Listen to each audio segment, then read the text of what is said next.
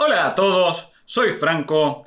Él es Gustavo Alberto Montalbán Gómez Bolaño, maldita lisiada, y esto es Total Party Win. Hoy vamos a hablar del Mastermind.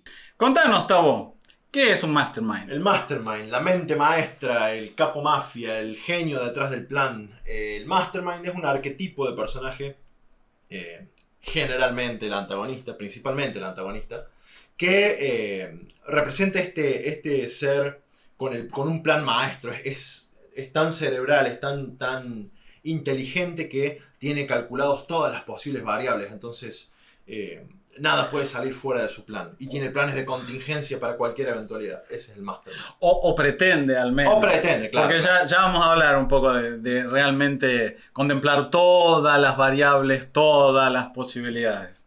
Pero claro, es la intención. Es un personaje muy cerebral que es tan inteligente que ha podido llegar a convertirse en la cabeza de una organización. Generalmente. Se va viendo esta cuestión de cómo tan cerebral, tan mental del personaje.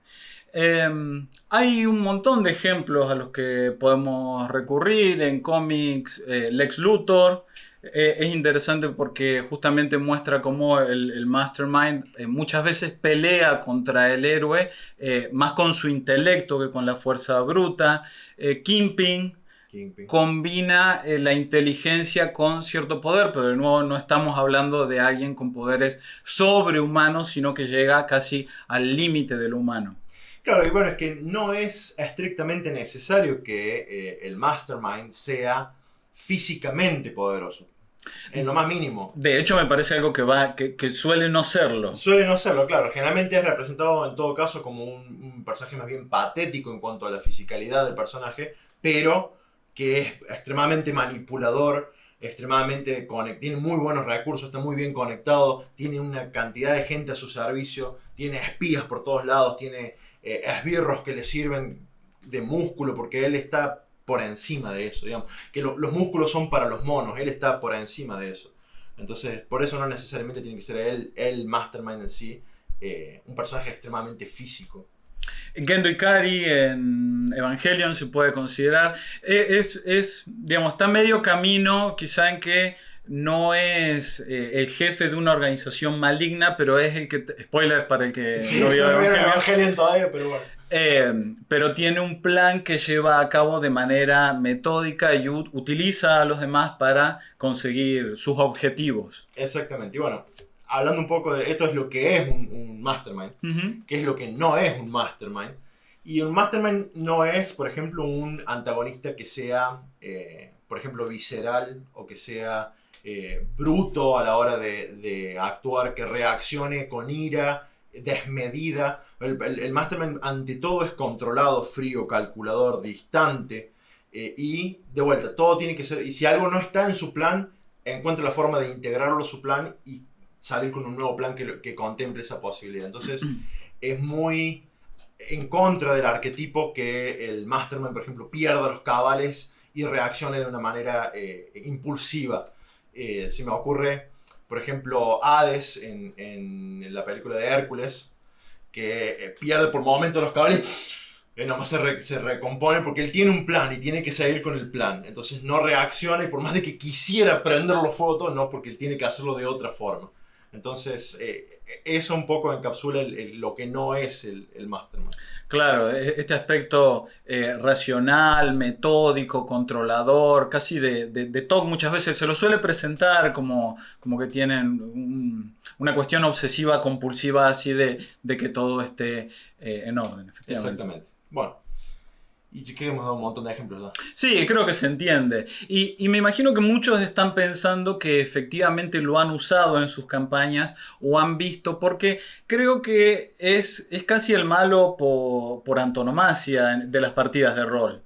Y tiende a ser porque un poco el papel del director es es un poco meterse en el papel de Mastermind, porque el director generalmente tiene que estar preparado para cualquier eventualidad que pueda surgir.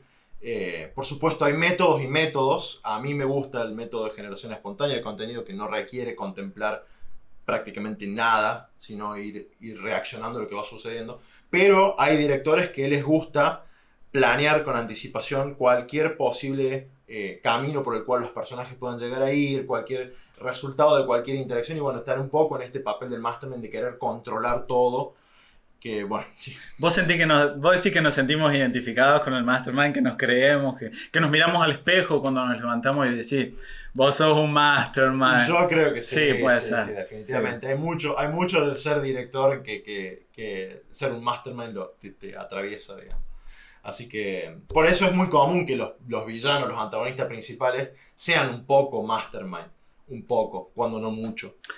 Sí, creo que, porque se me ocurren, los grandes antagonistas pueden ser, digamos, situaciones, puede ser un gran enemigo tipo dragón, una bestia imparable, ya hablamos también de ese arquetipo, una organización, pero como que la idea de que haya alguien al final que está tramando todo, y por supuesto al que los personajes pueden ir y dársela, es como muy, muy seductora. A mí se me hace... Cuéntenme, los leo en los comentarios si realmente es una figura que les atrae, si lo piensan como el malo por defecto en sus campañas. Creo que no, incluso no solamente seductora, sino catártica, porque el hecho de poder descargar la frustración que te ha generado la organización contra una sola persona, contra una sola figura, o contra el consejo, porque ese es el tema, no hace falta que sea un solo personaje. El máster puede ser, por ejemplo, Nerv, haciendo la comparación de vuelta con Evangelion.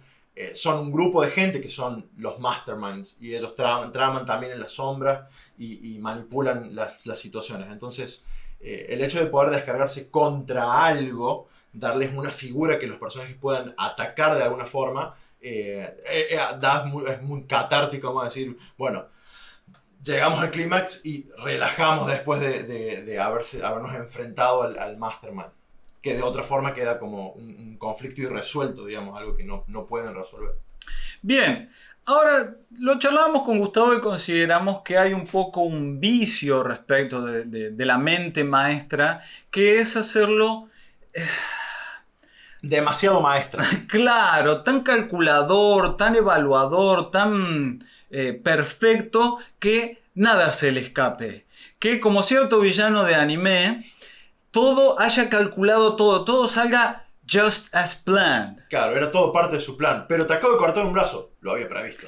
Claro, entonces yo calculé que vos me ibas a cortar el brazo y entonces había preparado un brazo más fuerte. Claro, ahora saca el brazo más fuerte, se lo pone y ahora estás en más problemas que antes, porque claro, vos como protagonista no contemplaste que si le cortabas el brazo te ibas a meter en problemas. Vos pensaste que cortándole el brazo con el que empuña la espada lo ibas a debilitar.